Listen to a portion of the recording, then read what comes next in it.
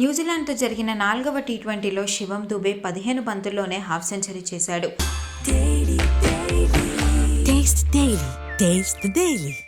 T20 cricket చరిత్రలో అత్యంత వేగంగా హాఫ్ సెంచరీ సాధించిన 3వ భారత బ్యాట్స్మెన్గా నిలిచాడు శివం దుబే. కొద్ది రోజుల క్రితం అభిషేక్ శర్మ 14 బంతుల్లోనే హాఫ్ సెంచరీ సాధించి భారతదేశం తరపున 2వ వేగవంతమైన హాఫ్ సెంచరీ చేసిన ప్లేయర్గా నిలిచాడు. శివం దుబే తన ఇన్నింగ్స్లో 6 సిక్స్లు 2 ఫోర్లతో హాఫ్ సెంచరీ నమోదు చేసుకున్నాడు. ఈ మ్యాచ్లో భారత జట్టు 63 పరుగుల వద్ద 4 వికెట్లను కోల్పోయి కష్టాల్లో పడింది.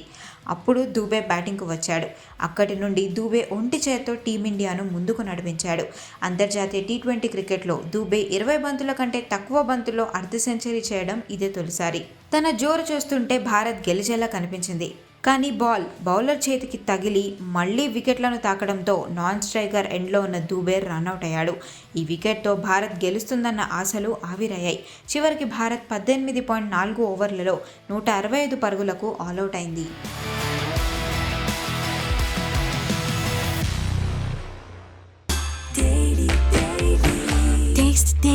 Taste the Daily.